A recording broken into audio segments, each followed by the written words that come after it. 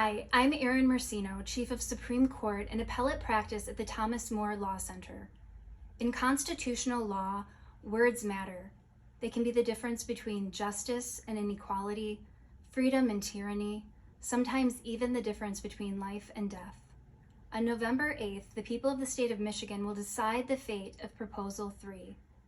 But before you do, you should know why it's not needed and what it actually does. Regardless of whether you're pro-life, pro-choice, or undecided, Proposal 3 is bad public policy. Proposal 3 purports to restore the Roe v.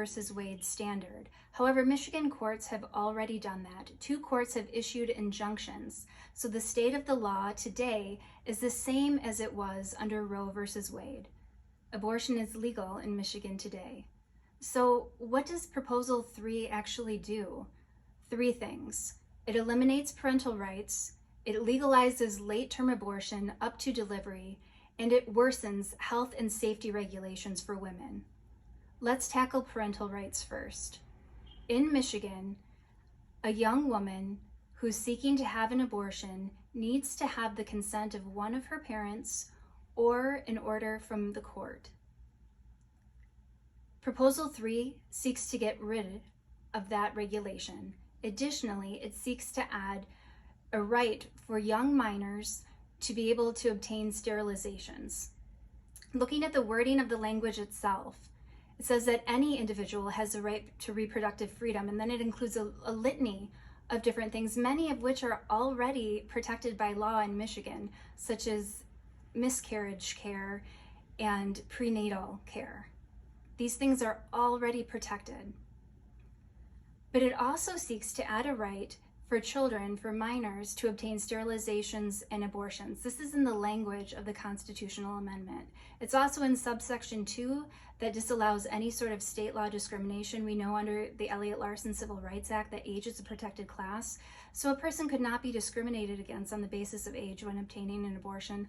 Also in subsection 4 of the proposed constitutional amendment, we see that the drafters of the amendment have made the hurdle that a state would have to jump over so high when it seeks to regulate abortion that it would be near impossible. And one thing that the state cannot have an interest in and cannot then therefore regulate in at all is if their regulation at all infringes with the individual's, meaning the child or adult's, right in their decision making. So there's no question that this seeks to eliminate parental rights. But if you don't believe me, then believe the backers of the constitutional amendment, who back in May admitted that yes, it does, that 12-year-olds would be able to get abortions and sterilizations without their parents' consent. Now let's go to late-term abortion. For some context to this, internationally, abortion bans begin around 11.6 weeks of gestational age. Under the Roe v. Wade standard, at 28 weeks, the state could ban abortion. Here in Michigan, because science has advanced so much since 1973 under Roe v. Wade, that we were able to know that children can be born alive at 24 weeks. So in Michigan, abortion is banned generally after 24 weeks. What this law seeks to do is to have the complete definition, the scientific definition of fetal viability erased in Michigan.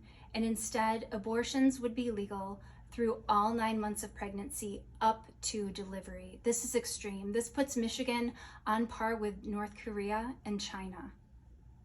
The third matter I'd like to address, health and safety regulations. This proposed amendment specifically gets rid of the physician requirement in Michigan. Today, under Michigan's abortion law, only physicians may perform surgical abortions. This law substitutes that word with healthcare professional, which is codified under Michigan law and is really a broad blanket term that includes many people who would not be qualified to perform abortions in Michigan. Additionally, it creates such a high hurdle for the state to cross that it could not pass common sense health and safety regulations.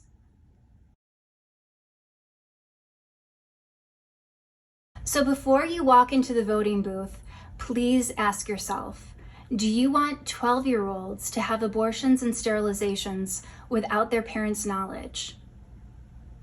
Do you want late-term abortion to be extended all the way up to delivery, even when the child in the womb could live on its own if it were allowed to be born? Do you want healthcare professionals instead of physicians performing abortions? And do you want worse health and safety regulations for women?